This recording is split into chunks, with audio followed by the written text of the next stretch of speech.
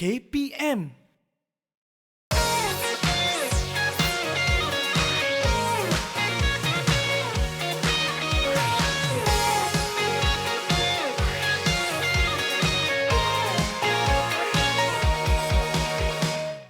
La la la la la la la la.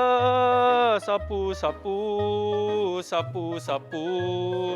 Hai, Bobby bangunlah Bobby. Apalah kita duduk kat situ Bobby? Bangun Bobby. Apalah diorang ni tak nak bangun lah. Bangun orang nak sapu ni. Hai, Assalamualaikum. Salam sejahtera. Anda sedang menyaksikan Co-Curriculum Didik TV KPM bersama dengan saya Akmal Nazir. Apa khabar semua, sihat? Alhamdulillah. Ingat, kita belum menang lagi. Jadi sila patuhi segala SOP. Sentiasa cuci tangan dengan kerap. Sentiasa apa lagi? Ini dia, pakai pelitup muka bila kita keluar dan juga menjaga jarak 1 meter. Dan seperti biasalah, kalau ada Bobby dan juga kawan-kawannya, semestinya yang kita nak belajar hari ini adalah badan unit beruniform apa dia? Bulan Sabit Merah Malaysia. Nak tahu siapakah guru yang akan bersama dengan saya untuk episod kali ini? Jom tengok profil guru hari ini. La la la.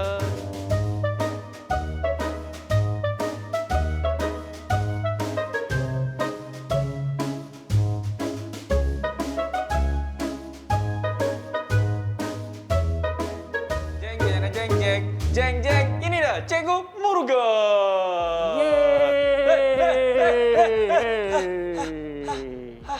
Apa khabar Akmal? Kenapa semput Akmal? Oh, you nak spray? You nak nebulizer? Kenapa?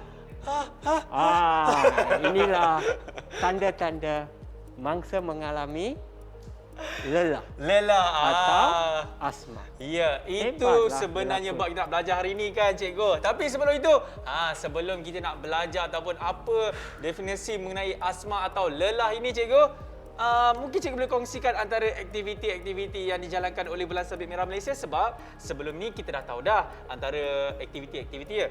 Yang ini cikgu nak tambah lagi cikgu. Para pelajar di rumah, dalam episod yang lalu saya ada ceritakan tentang beberapa aktiviti Bulan Sabit Merah di Malaysia. Betul. Saya nak sambung daripada 3 yang telah saya berikan last episode atau last slot. Kali ini pun saya akan bagi lagi 3, iaitu Health and Community Service, memberi bantuan dalam perkhidmatan kesihatan dan community service, di mana selalu menganjurkan gotong royong di kampung-kampung, taman-taman.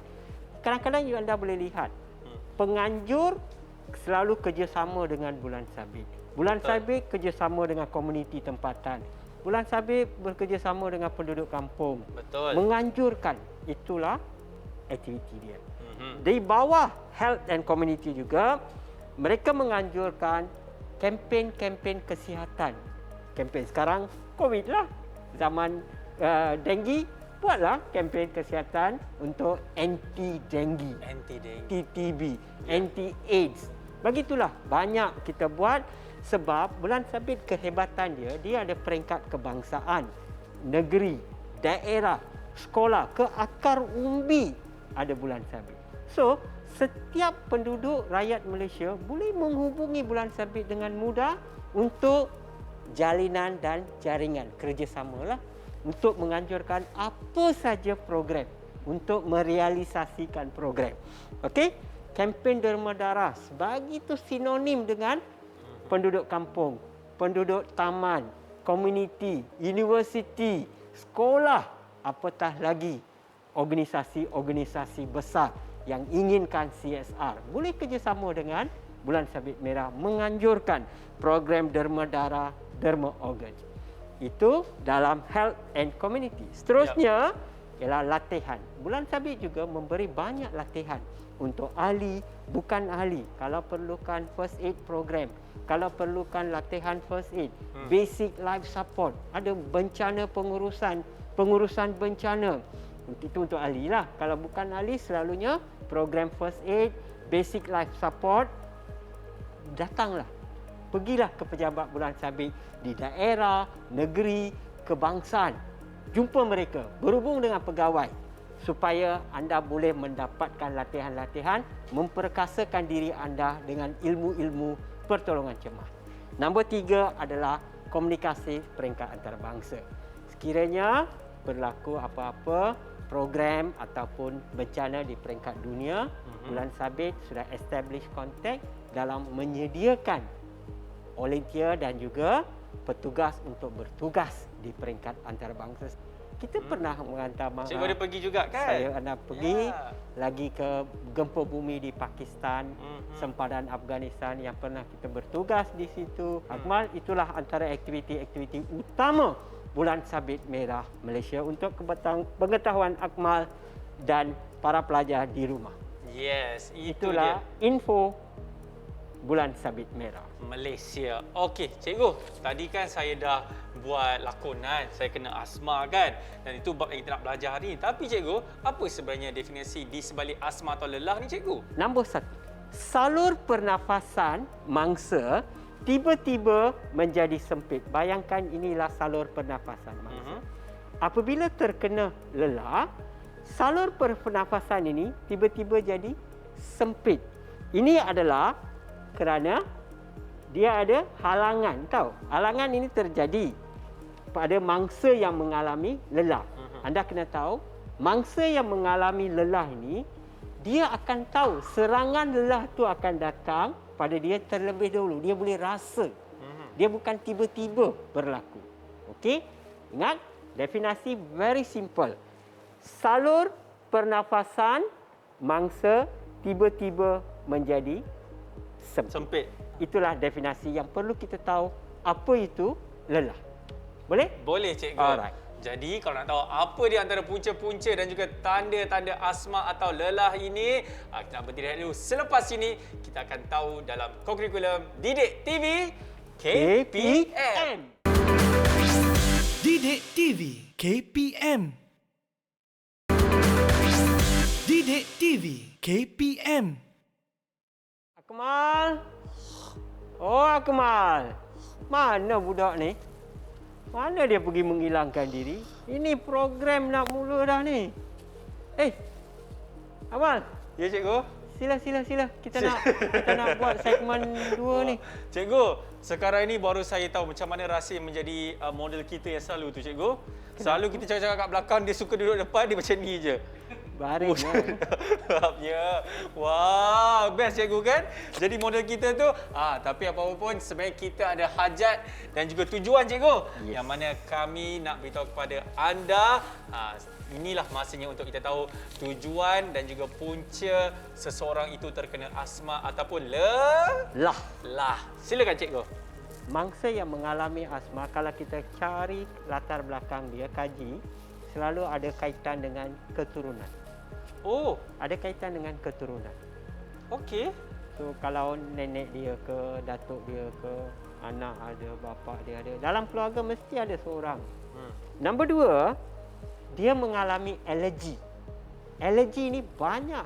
Ada banyak alergi. Okey. Ada bau-bau yang pelik ya. Pada kita normal je. Sebab kita tak ada lelah. Pollen, bunga, bau bunga boleh menyebabkan menjadi punca kepada berlakunya lelah. Bau bunga yang pagi-pagi tu, yang masa mekar tu ada bau kan, boleh menyebabkan lelah. Nombor 3, masa raya juga kita cat rumah. Okey? Bau cat. Bau cat. Oh, bijak awak ni. Okey. Satu lagi keadaan di mana sangat panas. Kawasan yang panas tidak berangin. Pun boleh juga. Too hot. Panas sangat. Panas keterlaluan.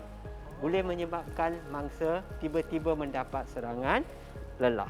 I see. Dan dia too ekstrim. Terlalu sejuk. Terlalu panas tak boleh. Terlalu sejuk pun tak boleh. Boleh menjadi dorongan. Boleh menjadi punca kepada berlaku lelah, serangan lelah. Seterusnya ialah alahan ubat. Ada ubat-ubat tertentu, mangsa itu sendiri saja tahu. Kita tak tahu. Kalau dia makan ubat ini, dia kena standby lah. So, dia silap allergy of the ubat. Okey? Dan ingat, asma adalah juga berpunca daripada makanan. Alahan makanan. Kita sebut dia alahan makanan. ada banyak jenis makanan. Untuk saya dan Akmal, okey. Untuk mangsa, tak okey. Okey, kita dah tahu punca-punca cikgu kan? Tanda-tanda kita cakap lepas ni kita nak berhenti rehat lah. Lepas tanda lah.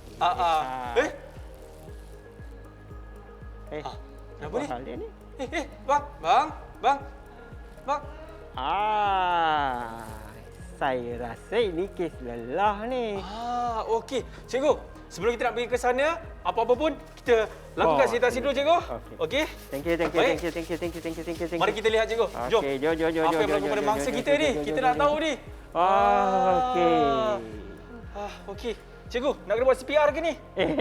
Jangan semua nak CPR lah. Okey. Sabar. Mana abang punya ubat? Abang punya ubat mana? Abang punya ubat?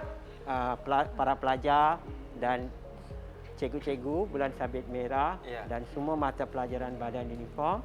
Beginilah senario apabila seorang mengalami serangan asma lelah. Saya nak fokus kepada pelajar lah, sebab bilangan pesakit yang mengalami lelah di bilik darjah sangat tinggi. Okey. So, kita kena fahami kawan sebelah kita. Kalau dia betul ke dia mengalami lelah, hari ini kita akan belajar bagaimana melihat tanda-tanda seorang yang mengalami lelah. Nombor satu ialah tengok mata dia. Tengok mata mangsa, berair. Nombor dua ialah kesukaran untuk bernafas.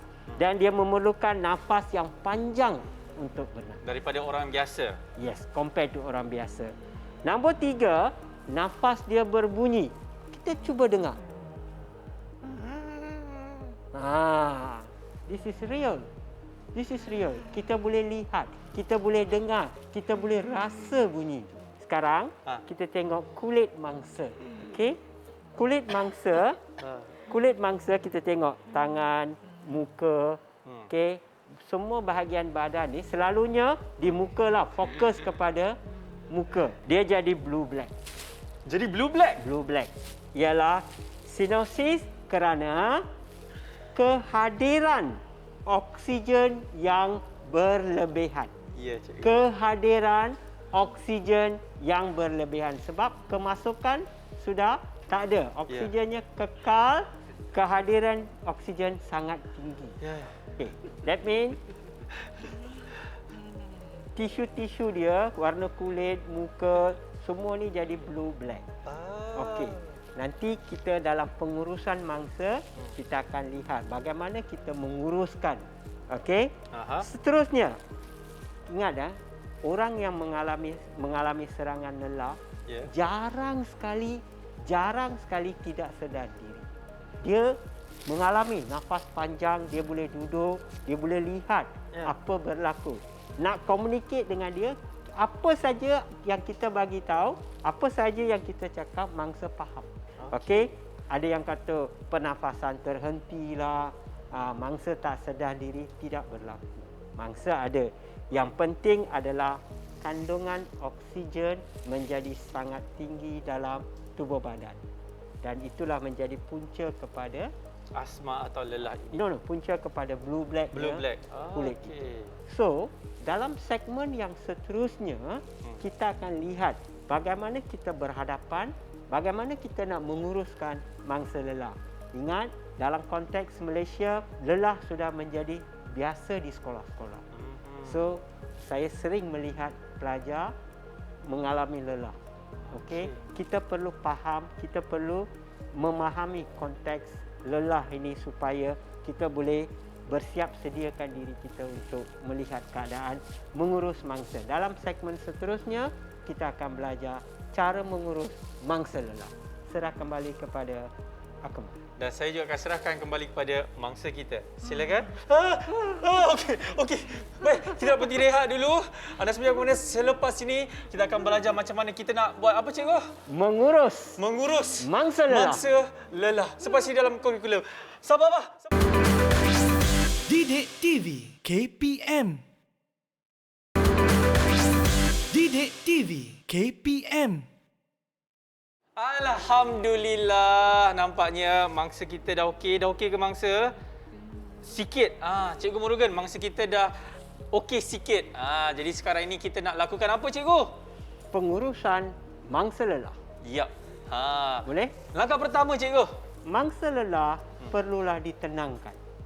Nombor 1, mangsa lelah perlu ditenangkan. Cuba Akmal tenangkan. Saya tenangkan mangsa? Ya. Boleh, cikgu. Bang. Kenapa saya cakap lembut macam tu, cikgu? Abang, sabar bang. Bang, sabar bang. Kami daripada Ahli Bulan Sabit Merah Malaysia akan bantu abang. Abang sabar bang, Sabar. Okey, cikgu. Macam tu betul? Betul. Tambah. Kita akan dapatkan bantuan. Ya. Cik jangan takut cik Kita Ya. akan dapatkan bantuan. Ya. Jangan bimbang. Yakinkan mangsa. Baik. Perkara 2, Aha. dia mungkin ada ubat. Selalunya mangsa lelah ni dia selalu ada ubat. Ni. Spray ke, pil ke, apa ke? Ya. Tanya pada mangsa. Bang, ada ubat ke bang? Ada ubat ke? Dia Mana? tunjuk poket dia kot. Poket. Mana? Mana bang? Wah, ini dia. Wah. Okey. Okey. Ini Sila. namanya nebulizer. Ini Okey. namanya nebulizer. Jadi cikgu, yang ini kita nak minta mangsa pakai ke atau macam mana? Kita akan membantu mangsa untuk spray Okey. nebulizer ini. Okey? Baik. Tapi ini simulasi saja. Kita tak payah spray. Hari ini Akmal, Ya. saya nak ajar you satu teknik supaya sementara menantikan ambulans tiba atau bantuan sampai, Ya. kita nak mengurangkan kesengsaraan mangsa. Dia rasa kurang selesa tau. Sebab kadar oksigen dan karbon dioksida dalam body tak seimbang. Oksigen berlebihan. Okey, sekarang mari kita lihat. Akmal, Ya. ada plastik bag kecil tak? Ada, cikgu. Plastik. You handyman Ya, ni cikgu. You handyman lah. Akmal semuanya ada dalam poket dia. Ya. Okey. Abang, sekejap bang Sekejap. Okey. Pelajar, ini contoh Okey, ini contoh. Kita akan serahkan ini kepada mangsa. Okey, kita ajar mangsa bagaimana menggunakan plastik bag dan membantu mangsa dalam menguruskan lelah diri dia sendiri. Kita ajar dia. Okey, tengok. Macam mana tu, cikgu? Okey. Mangsa tolong pegang. Tutup bahagian hidung dan mulut. Bukan. Tutup hidung dan mulut. Sini. Tutup. Okey. Rapatkan. Okey. Sekarang hembus kuat-kuat. Hembus sedut. Lepas sedut. Sekarang tadi saya kata apa? Kadar oksigen sangat tinggi. Ya. Karbon dioksida is kurang. Untuk mengimbangkan keadaan ini, tengok bila dia hembus keluarlah karbon dioksida yang banyak. Okey, dia sedut balik karbon dioksida sama, so dia jadi balance up. So apa berlaku? Kesukaran untuk mangsa bernafas menjadi bertambah baik. Dan ketegangan yang dialami oleh mangsa beransur-ansur pulih. Normal breathing untuk seorang biasa ialah 18 hingga 22 kali 1 minit. Untuk dia balik kepada rhythm itu, Okey. so kita kena buat proses ini. Ya. So apabila ambulans sampai ataupun kereta cikgu lah sudah bersedia untuk bawa ke hospital, maka sebagai insan yang prihatin, seharusnya kita membuat persiapan begini untuk membawa mangsa ke hospital. Jadi cikgu, kita dah tahu dah kan macam mana kita nak menguruskan. Jadi cikgu, hari ini sudah sampai ke tahap saya nak buat rumusan. ya. Alright. Mangsa lelah. Definisi punca lelah, tanda-tanda lelah dan pengurusan mangsa lelah. Dengan adanya ilmu ini, gunakan. Biar prihatin, biar alert. Ya. Sekiranya kawan-kawan dalam kelas, kawan-kawan di sekolah, kawan-kawan komuniti mengalami lelah, anda tahu, anda sekarang sudah bersedia berhadapan menguruskan mereka. Betul. Jangan nanti orang lelah, you lari dulu. Jangan. Perkara satu yang sangat penting, tenangkan, cari nebulizer, cari ubat. Kalau adanya ini, kita dapat mempermudahkan mangsa. Ya. Urusan lelah mangsa dapat dipermudahkan sebab spray dia akan cepat pulih. So, boleh pergi ke hospital untuk rawatan dan penilaian selanjutnya. Ya. Dengan adanya ilmu ini, anda rasa lebih yakin. Uruskanlah rakan-rakan anda. Betul, Konsep cikgu. nilai-nilai murni. Again, prihatin, kesengsaraan, pantas bertindak, jangan ambil mudah. Yap, dan ingat apa yang Cikgu Murugan cakap, jangan ambil mudah jika seseorang itu terkena serangan asma. Betul Cikgu? Betul. Okey, jadi terima kasih banyak-banyak saya nak ucapkan kepada Cikgu Murugan kita dan juga mangsa kita pun dah kembali normal. Alhamdulillah. Okey. Terbaik. Jadi kalau kepada anda semua nak tahu apa lagi yang kita akan belajar dalam Bulan Sabit Merah Malaysia, Core Kurikulum Didik TV